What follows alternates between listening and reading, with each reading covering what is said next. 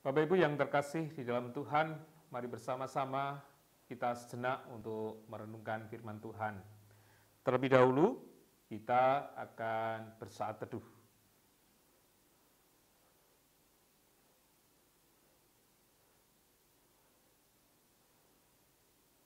Firman Tuhan yang kita dengarkan pada saat ini terambil dari Injil Matius pasal yang ke-10, ayatnya yang ke-28. Injil Matius pasal yang ke-10, ayatnya yang ke-28. Dan janganlah kamu takut kepada mereka yang dapat membunuh tubuh, tetapi yang tidak berkuasa membunuh jiwa. Takutlah terutama kepada Dia yang berkuasa membinasakan baik jiwa maupun tubuh di dalam neraka.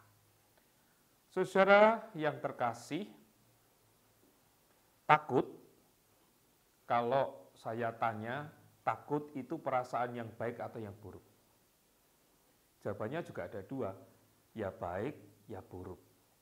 Buruknya, kalau takutnya berlebihan, orang akan merasa bahwa di luar sana itu berbahaya. Ia tidak akan mau melakukan apapun karena sudah takut. Ya, itu buruknya.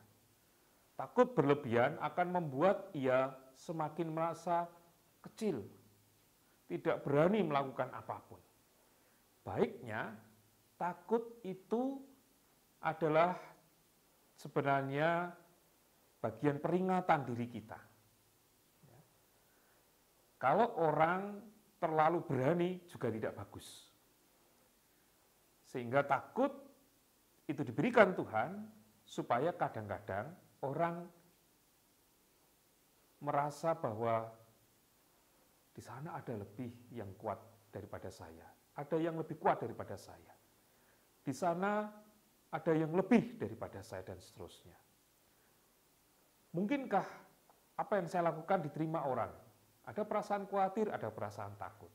Nah, takut dalam sisi yang demikian itu yang akan memberikan kita dorongan untuk bagaimana caranya agar apapun yang kita lakukan itu dengan kehati-hatian, dengan kewaspadaan, dengan memperhatikan segala sesuatu agar yang kita lakukan baik adanya dan diterima orang dengan baik.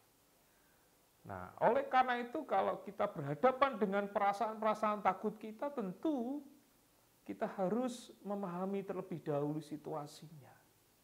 Tidak asal takut. Sama seperti yang diperintahkan Tuhan kepada kita. Ketika kita menjalani panggilan Tuhan, kita berhadapan dengan banyak orang. Berhadapan dengan tantangan, berhadapan dengan situasi yang sulit di hidup kita untuk menggelarkan kerajaan Allah atau menyatakan karya Tuhan.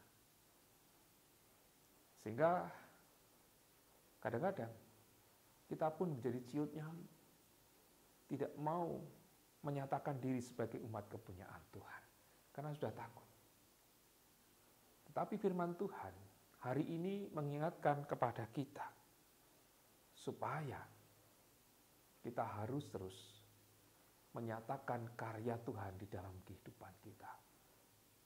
Jangan takut kepada mereka yang hanya mempunyai kuasa untuk membinasakan tubuh kita.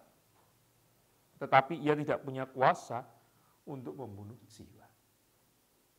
Tetapi takutlah kepada Allah yang berkuasa membinasakan baik jiwa maupun tubuh di dalam neraka. Itu artinya juga mengingatkan kepada kita bahwa yang pertama, kita harus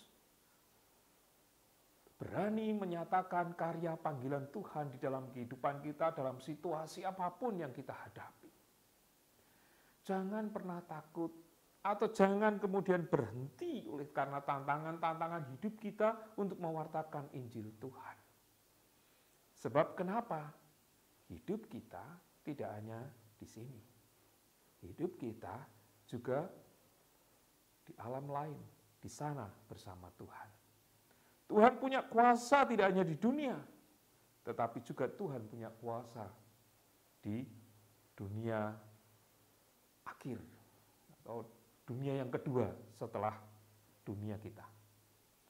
Maka itulah yang mendasari kita dalam menyatakan karya Tuhan.